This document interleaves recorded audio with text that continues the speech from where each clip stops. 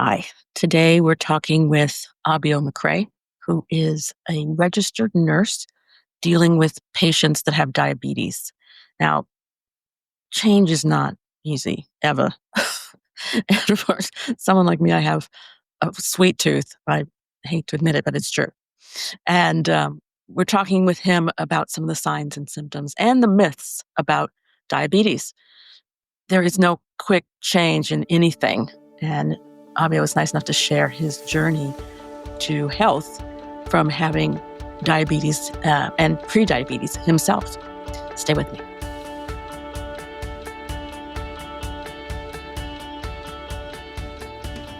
Thank you for joining me on Black Women North of 50.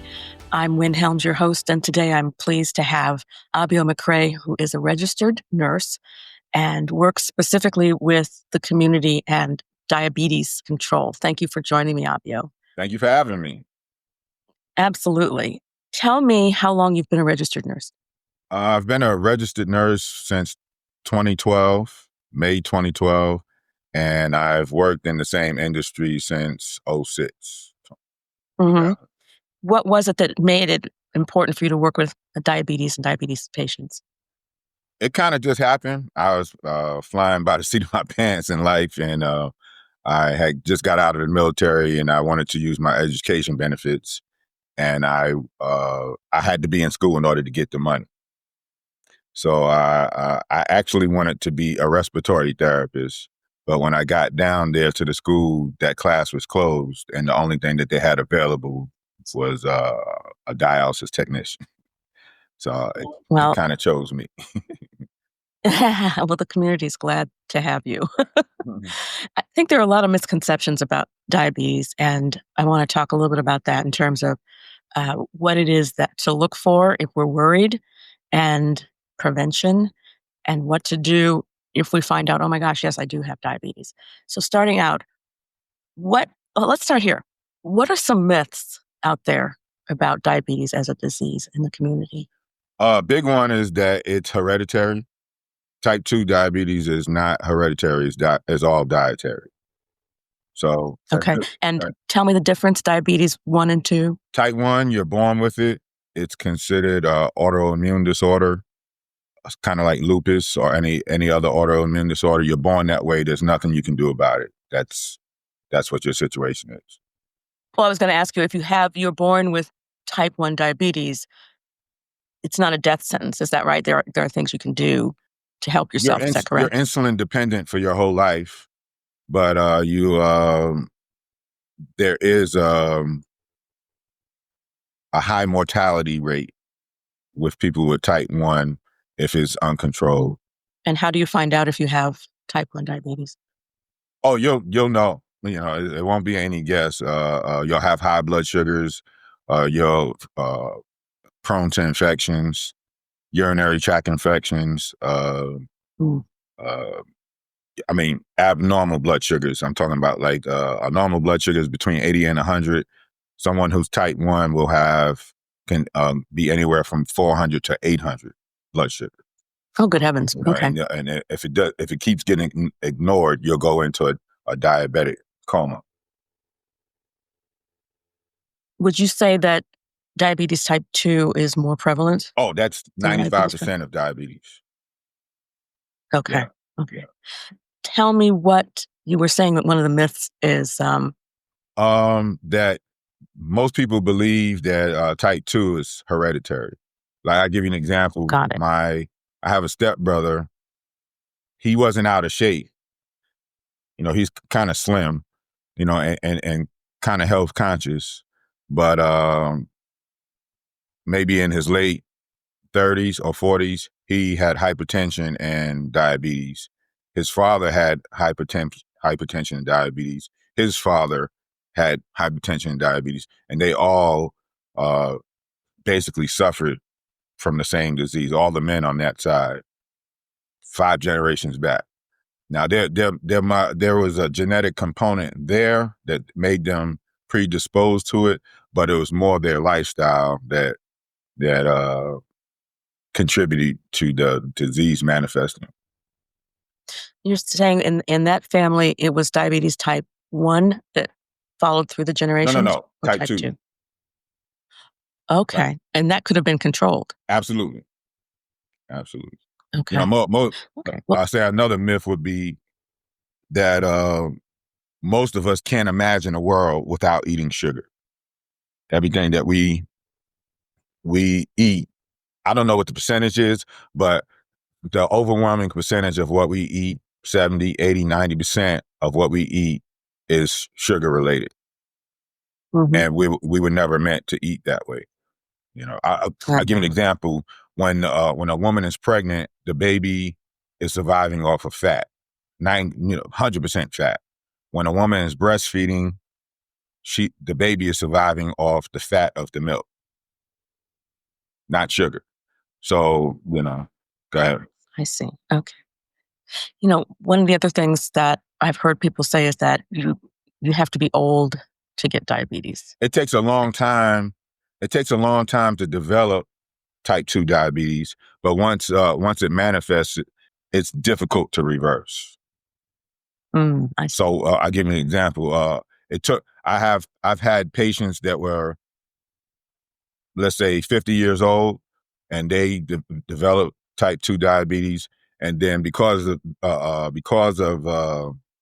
their lifestyle, not paying attention to it, when they got pregnant and had a child 20 years before, that child was already predisposed to that illness because of the lifestyle. Mm, And so mhm, mhm. that child in their 20s, the disease manifested, but it was more that the woman at the time of the pregnancy wasn't healthy to begin with, but it wasn't I see. obvious symptoms. So uh, Mhm. I've taken care of patients in the clinic where the parent was there at 50 and the child was there at 25. Oh, So wow. it looks like it's genetic, but it's Mhm. more of the lifestyle. Basically, it's all the things that are hard, which is getting enough exercise, Exercise, not eating a lot of exercise, that's another thing I had to convince myself, and I just realized that mm, this year that exercise is not bad. Of course, we know exercise is good, but what we're talking about in relationship to diabetes has very little to do with exercise. really? Yeah, you can. Oh, Yeah, okay.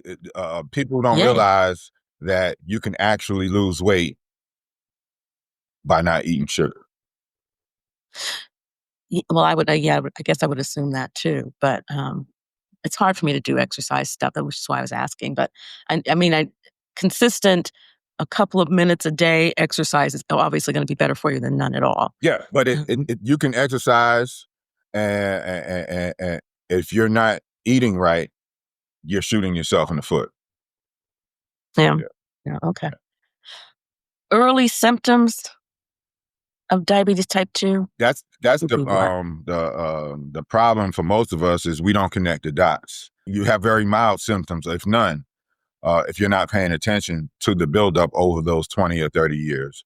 It's kind of diabetes is a late symptom.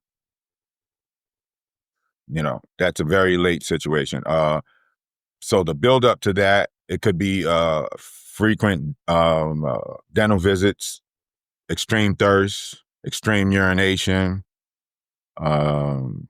something, where you won't necessarily connect the dots. You can actually, I had to convince myself, I'm pre-diabetic and, having issues too. While I'm doing all this training and helping all these people, I would check my own blood sugar, and the whole time I would have a normal blood sugar. So I wouldn't think that everything that was going on with me had anything to do with my blood sugar. But So why did you think you were or why are you pre-diabetic? okay, that's another good thing. When you check your blood sugar, that is not an accurate reading of how prone you are to diabetes. A better indication of whether you're pre-diabetic or not is your A1C level. And that's something you have to go with your It's a doctor to similar find blood out, is that test, correct? but Okay. that blood test is giving you a reading of what your blood sugar has been averaging over the last 90 days. I'm assuming this is something you have to ask for. No, they're going to do and it. It's not something. They're going to do it. But they especially at this age, everybody in America is pre-diabetic. So, because of all the sugar, right. Huh? It has to happen. All right. And what they'll say was, not, I don't know what you're doing, man, but exercise a little bit more, change a little diet, and hopefully this will come down. If not, we'll give you this pill, and that'll help control it. So there's nothing to worry about right now. Wrong. It is something to worry about. That's a very accurate picture of what your blood sugar has been over the last 90 days. So basically, when your A1C is high, that means there's so much excess sugar in your bloodstream that is starting to stick to your red blood cells, which is not what you want. That's not sustainable for human life. No, I was going to ask you, what kinds of things do your patients come in with in terms of concerns about having diabetes? They don't. They don't have any concerns. We as a people are ignorant to the realities of this situation, and it's hard to get our attention until it's too late. And it's true. Diabetes is a chronic. Here's the difference between chronic and acute. If you get shot in your kidneys, or if you get trapped in a cave with no oxygen in less than 24 hours, your kidneys are going to start to shut down because you're not getting any oxygen. If I shoot you in your kidney, that's an acute situation. Can't function. It's an injury. All right. But over time, healing, the body can repair that situation, and you can recover full function. You come out of the cave, you get your stitches, the wounds heal. Your function of the kidney will heal. All right, but the difference with chronic illness is that it's kind of like the tread on the tire. Once the tread of the tire is gone, there's no repairing it. I want to go back to getting shot. Okay. You made it sound like that was almost better than it being caught in a cave. If you get shot, you can repair it. Yeah, it's an acute. It's an obvious cause of why the kidney malfunction. Got it. Okay. And lack of oxygen isn't necessarily. That's acute as well. And if you get stuck in a cave and all you're breathing is carbon dioxide, your kidneys will shut down. And you will. They have that has happened to people before, and they have taken them out of the cave, and they needed dialysis for a period of time to get the toxins out of their blood, but their kidney function went back to normal. So that would be acute. All right. Yeah. Chronic is, like I said, the tread on the tire is gone, and we're still under the illusion that tread is going to come back. It's not going to come back. You need a new tire or a transplant. And dialysis is when what? Chronic. The tread off the tire is gone. Yeah. And dialysis is something that you have forever? Yeah. Like I said, people are like, well, hey, do you got to do this forever? It's forever. When you come to that situation, if you are 20 years old, 15 years old, 30 years old, 70 years old, if you have chronic kidney failure, that's your situation for the rest of your life until you get a transplant. It's not coming back. If you get a transplant. How often do you see your patients getting transplants? It's happening a lot. I don't know what the percentages are, but it's happening more often than what you think. But a transplant is not really a cure-all. It's another form of treatment. It's just like dialysis, but you don't have to go to a clinic to perform it. It's doing it on its own. But I don't know what the number is, but I'm throwing a number out there. It might be, the medication might cost $20,000 a year to keep that kidney functioning. Wow. Better to prevent, clearly. Yeah, priceless. You know, we Goodness. we take our current situation for granted, and we don't really connect the dots. You know, I just realized, after being in this industry for 20 years, I just now realized how serious this situation is, and why I needed to change for myself. Because I had ballooned up to 250 pounds, and my normal comfortable weight is 200 pounds. Oh, wow. Okay. So Well, then what? Go ahead. Look, giving up sugar is hard. It's huge. I know I've got a horrible sweet tooth. What are some options? I mean, it's an addictive uh, product. I would say. If you do your research, you know, I tell everybody, don't trust me, you know, but you can look up in Chat GPT, what is the recommended daily consumption of sugar intake for a human being. This is black, white, blue, brown, whatever color you are. We're all the same when it comes to this. The American Heart Association recommends that women only consume 24 grams of sugar per day, and for men, it's 36. All right. Anything more than that, your body, it's toxic to your body, and your body has to get rid of it somehow, some way. And in non-medical terms, 24 grams of sugar is what? 6 teaspoons for you, 9 teaspoons for me a day. That's the limit for the human consumption. Anything? So this cup of tea is half of the sugar I'm supposed to have today. Did you use a teaspoon That's or a just wrong. tablespoon? Teaspoon. How many? 3. Okay, so you multiply that by 4.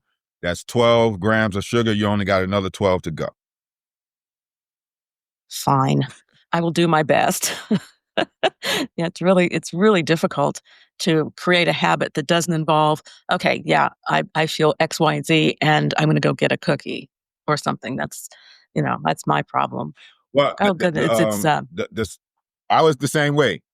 I'm a nurse. I'm in the ICU, you know, watching this movie in front of my face every day for work, and I'm seeing people Right. die of heart attack, stroke, different things of that nature, and I'm not connecting the dots. But lately, when I was working in the ICU, I'm like, this could be me. You know, I mean, working in the Right. hospital, every 15 minutes, the alarm is going off. Somebody's coming in for a heart attack or a stroke. Oh, goodness. So I think I work out pretty good, but I tried to work out harder, and I got injured. I kept on injuring myself because I'm 58 years old and I can't do what I used to do. So I had to come at this another way. So I finally looked at my diet and my sugar intake, and like I said, first research, I'm only allowed 36. And that's not just me, everybody, all male. That's more than 24, so, I'm 9. not feeling too 9 free right now. teaspoons. All right. But Okay. but just off my drinks that I was drinking on a daily basis, I was consuming just my drinks over 124 grams of sugar. Wow. That's 1 glass of orange juice, 1 8-ounce Coke, 1 Snickers bar, 1 sweet tea. 125 grams of sugar. So your body has to convert that difference. It has to get that out of your bloodstream, and it has to convert it into fat. And that fat gets stored anywhere in your body.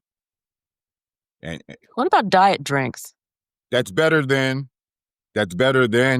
sugar, but it's still not what you want. That's a good first step. Okay. Yeah. Phew. I'm trying to find the little steps to ease into this, because it's just so difficult. I mean, you go to a family function, unless well, I don't know about your family, but there's always something that is really right.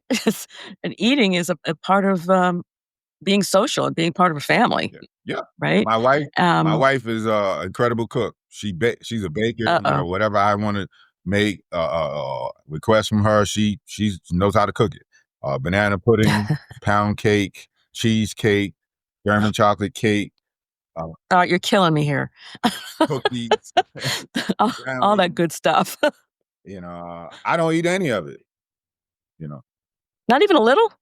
I have no desire for it because I figured out Okay. how to control my diet. You know, by what I eat. Yeah. What kind of help did you get or support did you get in terms of losing that 50 pounds? For me, there's multiple ways to do it, but for me, I embrace the keto philosophy, and basically, I eat more fat. I eat fat first. Is that for us old folks, is keto like Atkins was? Atkins is high protein, keto is high fat. Oh, okay. All right, I didn't realize that. Yeah. Um, if you eat more fat, Yeah. it helps your blood sugar? Yes, fat. You know, the fat in our body doesn't come from eating fat. It comes from eating too much sugar. You know, and So you said I can have some bacon, bacon, but I can't have a Snickers bar. bacon and eggs. Oh my Yeah, goodness. that was my Right. go-to when I first started. Yeah, that was my go-to. Oh, wow. Okay. Bacon and eggs every day. All right. Okay. It's not the ideal fat, you know, but eating some bacon is better than eating some candy. What other kinds of foods do you eat? My main fat that I intake is grass-fed butter and coconut oil. All right. Those things, With vegetables and yeah, is you what can you're put it on saying, vegetables anything. and meat? You can take a serving, a tablespoon of coconut oil, a serving of butter, put it on anything. It will be delicious. And more importantly, here's why I do it is it suppresses my appetite. It has Oh, really? it has natural appetite suppressant in it. They've they've developed the drugs that they market to us by studying how our body handles fat. When you eat fat, you produce a hormone called GLP-1, which is the same drug that Ozempic is. Oh, So when you take that okay. drug, you have no desire to eat. Right. That's my understanding. Right. I, But if you're eating a lot of go ahead. when you consume a little bit more coconut oil and a little bit more butter, you have the same effect in your body. Matter of fact, I'm doing it Oh, right now. what's that? This is my coffee: coconut oil and butter coffee, and instead of sugar sweetener, I use stevia. I wish you could taste it right now. It tastes very sweet, but no, very very low. But I like cream in my coffee. I heavy cream. No? I put heavy cream. Yeah? Heavy cream has no sugar.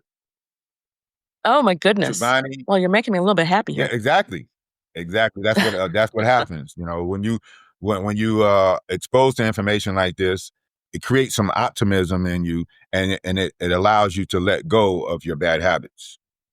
Mhm. Is there an option besides stevia? Uh, Monk fruit, stuff like that. But stevia is the best one. You get a big. I'll share with you the brand that I use. It's the best tasting one, and it has no digestive discomfort. A lot of times Okay. when you use monk fruit, they put sugar alcohols in it, and that will Mm, disrupt your digestive system. But mhm. I do stevia. 'Cause I mean, Huh? reason I'm asking about stevia is because the last time I had stevia, it didn't taste good. Yeah, you probably. I would change to a different brand. I'll share with you the brand that I use. No aftertaste. You hit me. Yeah. What is it? Uh, I don't have it close to me right now, but I Okay. definitely get it to you. But it's there's other brands out there, and it tastes great. My wife, It was my wife, who's a sugar say it again. fiend, you know, loves my coffee. Well, that's good to know, and I'm talking about I haven't tried stevia for several years now, so I'm sure that Yeah. they've got different brands now that are better than they were before. Here's the benefit of it. You get the sweet taste, and it's not artificial, so it's not like aspartame or something like that, and it has 0 calories. Okay, It comes from a leaf too, so Huh. it's 0 calories. All right, well, let's talk about the big A, alcohol, Sugar. and the effects of a lot of alcohol on the system and how that impacts diabetes in the body. And, Do you find that? Go ahead. Alcohol is sugar. I have friends. Another misnomer. I have a friend who is overweight, and he says he doesn't eat sugar. I don't have a sweet tooth, but he drinks every day. It's the same No. thing. hmm Got it. And let's talk about limits. I mean, when you were first starting out and losing the weight that you had, it was gradual, no? Oh, I went from 250 to 225 in 6 months. Moderate No, that's. exercise, more controlling what I ate. I had to change the way I Would thought. you consider? I was going to say you sound like a very disciplined No, I'm person. not. I'm It's good to know. I am absolutely not. I have no discipline. No. Um, my my drinks. I told you what my preference was: orange juice, Coke, sweet tea, Snickers bar every day. And my other stuff that I was eating: pound cake, chocolate chip cookies, frosted lemonade from Chick-fil-A, Skittles. I had to have it. Mentos. Oh, You know, okay. Fine. I will do better. it's a slow um, process. It's a slow process. absolutely. And instead of having 4 beers, have 1 to start with if you're a drinker is my thinking. Right. Yeah, because I don't know, there are so many schools of thought about deprivation. Um, I'm thinking about going to a family reunion or some kind of a party, and you really want to make this a lifestyle change, and it's really difficult when you're I surrounded by like everybody who's I drinking. like that, but I don't. Here's why I don't like that, because you're it's a good motivation, but it's a weak motivation. All right, What because do you mean? what do you do after the party? You get that high, Go get another beer? you slide back into your old behaviors because you don't have something in front of you that you're constantly pursuing. So Mhm. for me, a better focus and motivation is, well, hey, you know what? I'm not going to be a doctor or a nurse, but let me just sit down and realize and do some research onto what my body actually needs. Mhm. And once you figure that out, you say, well, before I do anything bad that I just want to do, I'm going to give my body what it needs first. And after I do that, if I still want something off my list, then I'll do one of those things. But if you look at it that way, that's long term, no medication, and what you'll find is that you won't even want what you think you want. Your desire for that You will you go. come from you come from a medical field. I've come from psychotherapy, Okay. and I'm thinking, well, that sounds good. I mean, and I'm thinking, okay, I have this. It's an addiction to sugar, Absolutely and is. finding a way to uh, decrease the desire is, it's difficult. No, there's no easy answer for that. There is an easy And answer. I want There is an easy answer, and here hit me. the only way to overcome an addiction is to replace it with another addiction. That's exactly right. And what did you replace your addiction with? Fat. That's right. That's what you said. Oh my goodness, that I have so much hope now. Um, I Okay. crave And the only I crave fat now more, just like I craved sugar in the past. I and research will show you what kind of Right, fat right, right, is right, good for you to right, right, have. right, right, right. No, I'm not Mhm, saying that, mhm, there's bad fat, which most of us consume, and then there's healthy fat. It's not, and there's not mhm. many options. It's coconut oil, butter. Uh, After that, I would say avocados is a fat. Nuts to an extent, and I would say fish oils. That's all great if you're home, but what if you go out to eat? You got to be prepared. Yeah. Where there's a will, there's a way. All right. I don't go anywhere without my drinks. This is my electrolyte combination here. Oh, You know, um, to replace that soda and all that other stuff that I was drinking, I have something to drink wherever I go, and I don't go anywhere unless I eat some form of fat first. Fat keeps me satiated, and it gives me the control to say no. I went to my wife had a family reunion.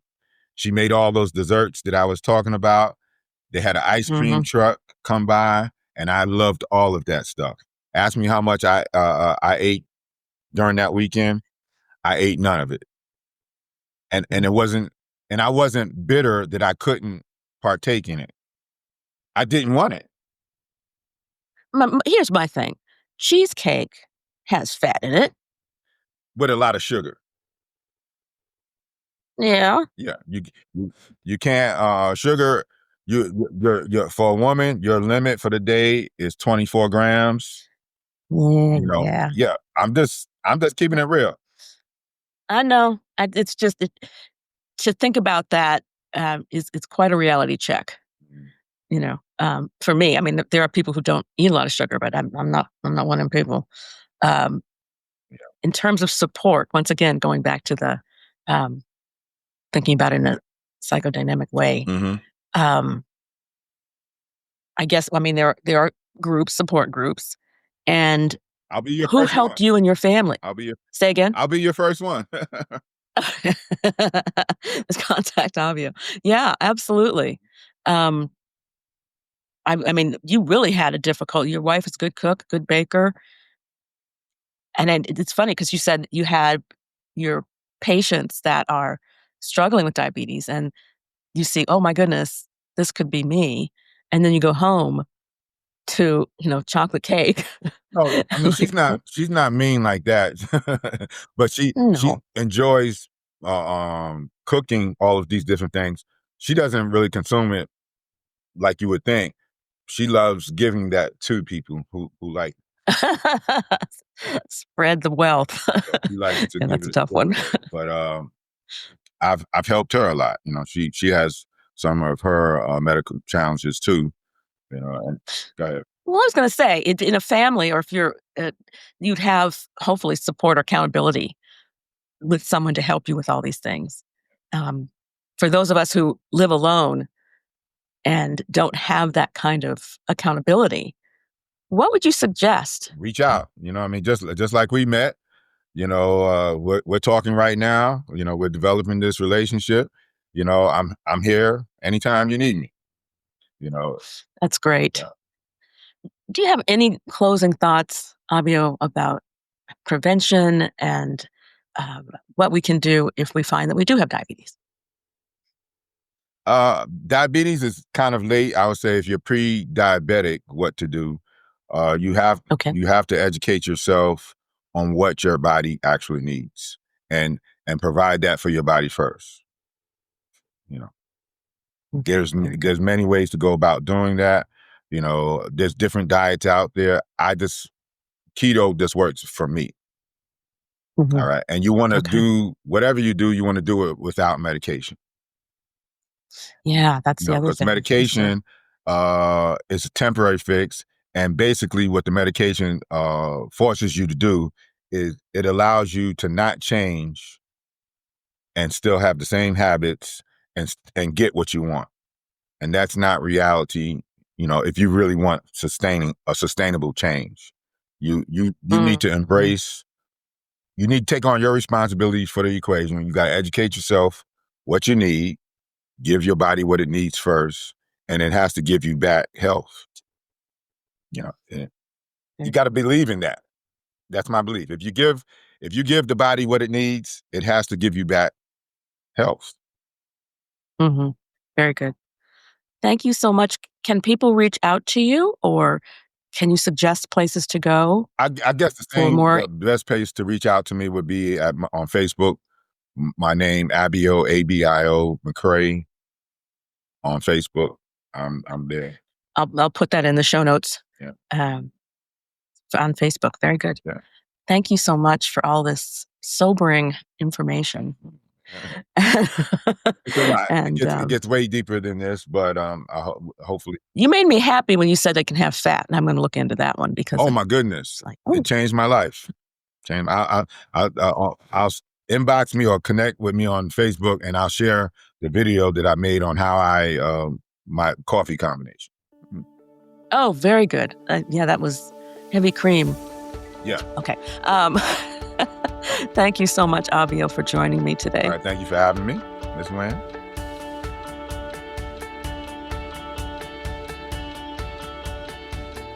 Thank you for being with me today and having a real conversation about diabetes. You know this, knowledge is power, but the real change comes with action. I got that from ChatGPT, don't tell anybody. Anyway, like Abio was saying, pay attention to your body. Pay attention to what you put into your body. Share this information with someone else. And I got to be honest, I need accountability when it comes to sugar intake. So I'm going to affirm my intention to be better at reducing the sugar intake today. I'll do as much as I can. If this episode spoke to you in any way, please hit the subscribe button and share these tips on sugar reduction with someone in your life. If you have any great suggestions on how to make this change, please leave them in the comment section. And as always, make sure you uncover the joy in your life, stay curious about it, and find some funny today. We need it bad. Take care. See you next time.